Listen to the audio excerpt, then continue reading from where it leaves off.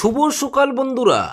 আজ হলো 15 জুন, 31 জ্যৈষ্ঠ সোমবার। আজকের সকালের বিশেষ বিশেষ খবর হলো হাইলাকান্দি সহ 3 জেলায় মেডিকেল কলেজ ঘোষণা মুখ্যমন্ত্রীর, শিলচর শিলিগুড়ি এক্সপ্রেসওয়ে নির্মাণের পরিকল্পনা, আগস্ট থেকে ফের অরুণোদয় ও অন্যান্য জনকল্যাণমূলক প্রকল্প।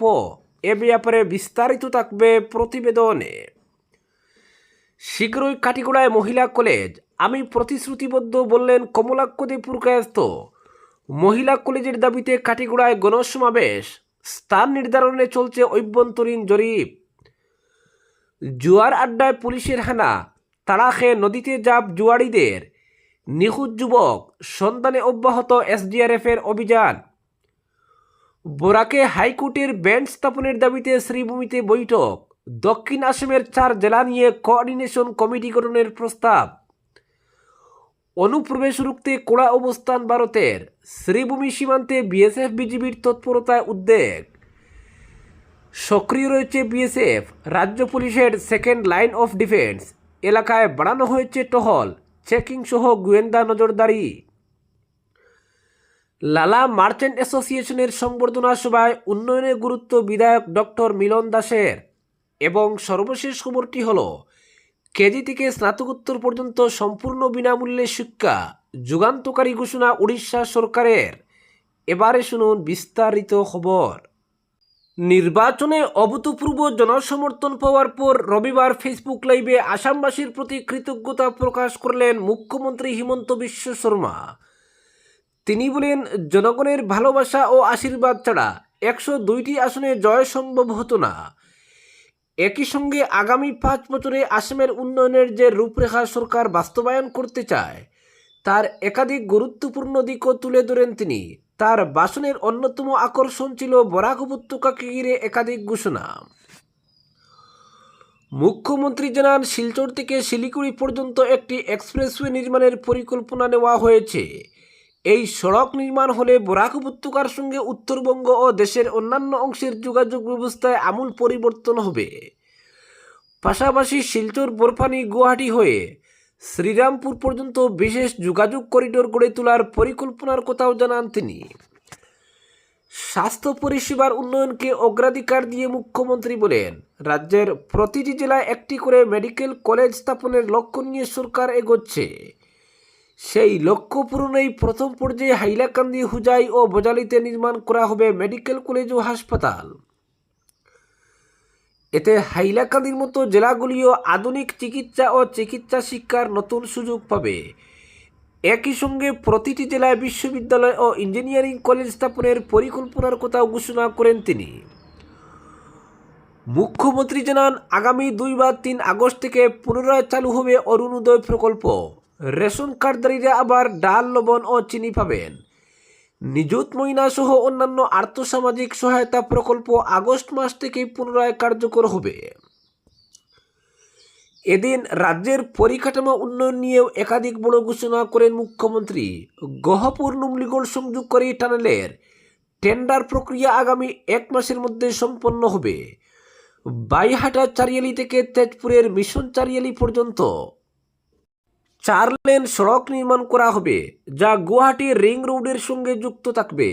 এছাড়া জালুকবাড়ি থেকে বরজাড় বিমানবন্দর পর্যন্ত উড়ালপুল নির্মাণের পরিকল্পনার কথাও তিনি জানান। রূপসী বিমানবন্দরকে একটি লজিস্টিক হাবে পরিণত করার লক্ষ্যের কথা উল্লেখ করেন মুখ্যমন্ত্রী। রাজ্যের কর্মসংস্থান প্রসঙ্গে তিনি বলেন, আগামী দিনে 2 লক্ষ বেকার যুবক যুবতীকে সরকারি চাকরির মাধ্যমে নিয়োগের লক্ষ্যে সরকার কাজ করবে। পাশাপাশি আসামের সংস্কৃতি, ভাষা ও ভূমির সুরক্ষায় সরকার প্রতিশ্রুতিবদ্ধ বলেও জানান তিনি। পরবর্তী খবরটি হলো, শীঘ্রই কাটিগড়ায় মহিলা কলেজ, আমি প্রতিশ্রুতিবদ্ধ বললেন কমলাক্ষ দে পুরকায়স্থ। সরকারি মহিলা কলেজ চাই। কাটিগড়াবাসীর কয়েক দশকের এমন দাবি কিন্তু আজও উপেক্ষিত। দীর্ঘ উপেক্ষিত এই দাবি বাস্তবায়নে এবার মাঠে নামল Katigorah women's college demand committee. রবিবার অনুষ্ঠিত হলো গণসমাবেশ। আর এই গণসমাবেশে বক্তব্য রাখতে গিয়ে দাবি বাস্তবায়নে আশার আলো দেখান বিধায়ক কমলাক্ষ দে পুরকায়স্থ। বলেন, খুব শীঘ্রই বাস্তবায়ন হবে কাটিগড়াবাসীর এই গণদাবি। এ ব্যাপারে আমি প্রতিশ্রুতিবদ্ধ। কাটিগোড়ায় সরকারি মহিলা কলেজ চাই। বছরের পর বছর থেকে কাটিগোড়ার জনমানসে এই দাবি বেশি বেড়ালেও অত্যন্ত গুরুত্বপূর্ণ ওই দাবি কিন্তু আজও উপেক্ষিত। বস্তুত এখানকার মানুষের এই গণদাবি দিশপুর পর্যন্ত পৌঁছতেই পারেনি। অতীতের একাংশ বিধায়কের নির্লিপ্ত ভূমিকায় এর জন্য দায়ী। অনেক বিলম্বে হলেও এই বিষয়টি অনুধাবন করতে পেরেছেন এখানকার মানুষ। ফলে দাবি আদায়ে নড়ে চড়ে বসেছে Katigora women's college demand committee. এই কমিটির উদ্যোগেই রবিবার সিদ্ধেশ্বর প্রগতি সংঘের অডিটোরিয়ামে অনুষ্ঠিত হল গণসমাবেশ। এতে গোটা দক্ষিণ পূর্ব কাটিগোড়ার সুশীল সমাজের প্রতিনিধিরা উপস্থিত হন। শিক্ষাবিদ, অবসরপ্রাপ্ত সরকারি আমলা থেকে শুরু করে সমাজকর্মীরা এই সমাবেশে নিজেদের মতামত তুলে ধরে বক্তব্য রাখেন। শিক্ষাক্ষেত্রে মহিলাদের আরও এগিয়ে নিয়ে যেতে একটা সরকারি মহিলা কলেজ অতি আবশ্যক বলে মত ব্যক্ত করেন। আসাম পুলিশের অবসরপ্রাপ্ত আইজিপি দিলীপ কুমার দেব, নাবার্ডের অবসরপ্রাপ্ত ডিডিএম সুশান্ত চক্রবর্তী, অবসরপ্রাপ্ত অধ্যক্ষ মিহির নাগ, শিক্ষক মুসব্বির আলী, সমাজকর্মী শঙ্কর দাস, সত্যরঞ্জন আচার্য প্রমুখরা দক্ষিণ কাটিগোড়ায় মহিলা কলেজের পক্ষে সওয়াল করেন। পাশাপাশি উঠে আসে এই গণদাবি বাস্তবায়নের ক্ষেত্রে দীর্ঘ উপেক্ষার কথা। পরবর্তী খবরটি হল জুয়ার আড্ডায় পুলিশের হানা, তাড়া খেয়ে নদীতে জাপ জুয়াড়িদের। নিখোঁজ যুবক সন্ধানে অব্যাহত এসডিআরএফের অভিযান। লক্ষ্মীপুরে জুয়া খেলার বিরুদ্ধে পুলিশি অভিযানকে কেন্দ্র করে এক ভয়াবহ ও চাঞ্চল্যকর ঘটনা ঘটে গেছে। পুলিশ বাহিনীর তাড়া খেয়ে নদীতে জাপ দিয়ে নিখোঁজ হয়েছেন লক্ষ্মীপুর শহরের মোহিত নামের এক যুবক। ঘটনাটি ঘটেছে লক্ষ্মীপুরের চিরিপাড় চিরি নদীর পাড়ে। জানা গেছে রবিবার চিরি নদীর পাড়ে বেশ কিছু যুবক জুয়ার আড্ডায় মগ্ন ছিল। সেই সময় আচমকাই পুলিশের একটি দল সেখানে অভিযান চালায়। পুলিশকে দেখে আতঙ্কিত হয়ে জুয়াড়িরা যে যেদিকে পারে পালাতে শুরু করে। আত্মরক্ষার তাগিদে কয়েকজন যুবক সরাসরি চিরি নদীতে জাপ দেয়। এদের মধ্যে কয়েকজন কোনো মতে নদী থেকে সাঁতরে উঠে পালিয়ে যেতে সক্ষম হলেও মোহিত নামের যুবকটি আর ফিরে আসেনি।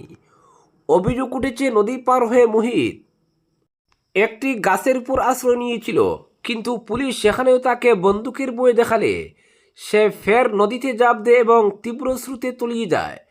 ঘটনার পর থেকেই সে নিখোঁজ রয়েছে। খবর পেয়ে ঘটনাস্থলে ছুটে আসে এসডিআরএফ বাহিনী।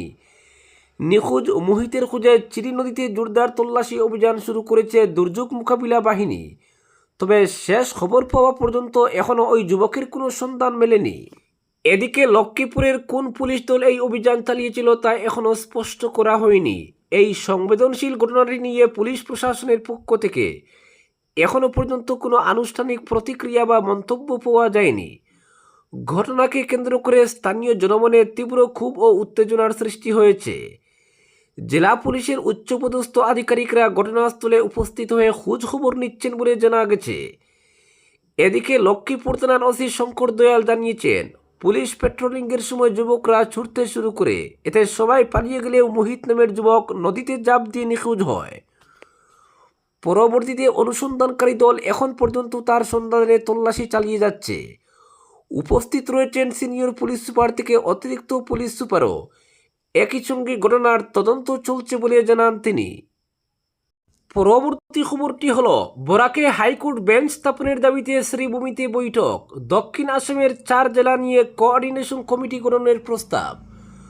বরাক উপত্যকায় গৌহাটি হাইকোর্টের একটি স্থায়ী বেঞ্চ স্থাপনের দাবিতে হাইকোর্ট বেঞ্চ বাস্তবায়ন দাবি কমিটির গুরুত্বপূর্ণ বৈঠক অনুষ্ঠিত হল শ্রীভূমি শহরে রামকৃষ্ণ মিশন রোডের বিপিন চন্দ্র পাল স্মৃতি ভবনে।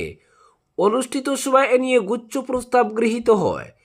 জেলা মহিলা উন্নয়ন কমিটির সভানেত্রী পূর্ণিমা চৌধুরীর পৌরোহিত্যে বিপিন চন্দ্র পাল স্মৃতি ভবনে অনুষ্ঠিত সভায় বরাক উপত্যকায় গৌহাটি হাইকোর্টের একটি স্থায়ী বেঞ্চ স্থাপন করার প্রয়োজনীয়তা নিয়ে টানা 4 ঘন্টা ধরে চলে আলোচনা। সভায় গৌহাটি হাইকোর্টের একটি স্থায়ী বেঞ্চ বরাক উপত্যকায় স্থাপনের দীর্ঘ 40 বছর পুরনো দাবি ও আন্দোলনের ইতিহাস তুলে ধরেন জেলা বার অ্যাসোসিয়েশনের সভাপতি আতিকুল বারী চৌধুরী ও জেলা অ্যাডভোকেটস বার অ্যাসোসিয়েশনের সভাপতি তরুণ চক্রবর্তী। উপত্যকায় হাইকোর্টের বেঞ্চ স্থাপনের প্রয়োজনীয়তা ও গুরুত্ব তথা জনগণের সুযোগ সুবিধার বিষয় নিয়ে বিস্তারিতভাবে আলোচনা করেন আইনজীবী সুব্রত পাল। উপত্যকায় হাইকোর্ট বেঞ্চ স্থাপনের পাশাপাশি শ্রীভূমি জেলা একটি family court, MAC tribunal, industrial dispute tribunal, administrative tribunal স্থাপনের দাবিও উঠে সভায়। এগুলো না থাকায় জনগণের ভোগান্তির কথা তুলে ধরেন আইনজীবী অদিতি ভট্টাচার্য ও আইনজীবী দেবী চক্রবর্তী। সভায় জেলা কংগ্রেস সভাপতি তাপস পুরকায়স্ত সহ অন্য বক্তারা হাইকোর্টের বেঞ্চ স্থাপনের দাবিতে প্রয়োজনে ফের আন্দোলনের পোষকতা করেন। সেই সঙ্গে দাবি সম্বলিত গণতান্ত্রিক আন্দোলনে সবার সঙ্গে থাকার অঙ্গীকার করেন। বিভিন্ন বক্তা বলেন, গুয়াহাটি গিয়ে হাইকোর্টের দ্বারস্থ হওয়া দূরত্বের জন্য অনেকের পক্ষেই সম্ভব হয় না, যার ফলে ন্যায় থেকে বঞ্চিত হতে হয়। অথচ হাইকোর্টের বেঞ্চ এখানে থাকলে সাধারণ জনগণকে ন্যায় থেকে বঞ্চিত হতে হতো না।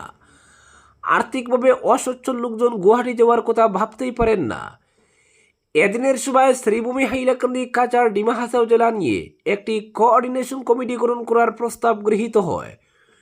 পাশাপাশি মহিলা নেত্রী পূর্ণিমা চৌধুরীকে সভানেত্রী করে 30 সদস্যের একটি কার্যকরী কমিটিও গঠন করা হয়। এছাড়াও সভায় উপস্থিত সবাইকে নিয়ে একটি পূর্ণাঙ্গ সাধারণ কমিটি গঠন করে জেলার সর্বত্র বিভিন্ন সভা সমিতির মাধ্যমে গণসচেতনতা এবং কনভেনশনের সিদ্ধান্ত গৃহীত হয়। পরবর্তী খবরটি হল, উষ্ণ অভ্যর্থনায় লালার ব্যবসায়ী সমাজের সংবর্ধনায় বাসলেন হাইলাকান্দির নবনির্বাচিত বিধায়ক ডক্টর মিলন দাস। রবিবার সন্ধ্যায় লালা মার্চেন্ট অ্যাসোসিয়েশন আয়োজিত অনুষ্ঠানে তাকে নানা উপহার ও সম্মাননা স্মারক প্রদান করা হয়। একই সঙ্গে শহরের উন্নয়ন ও জনস্বার্থ সংশ্লিষ্ট একাধিক দাবি দেওয়া তুলে ধরে ব্যবসায়ীরা তার হাতে স্মারকপত্র অর্পণ করেন।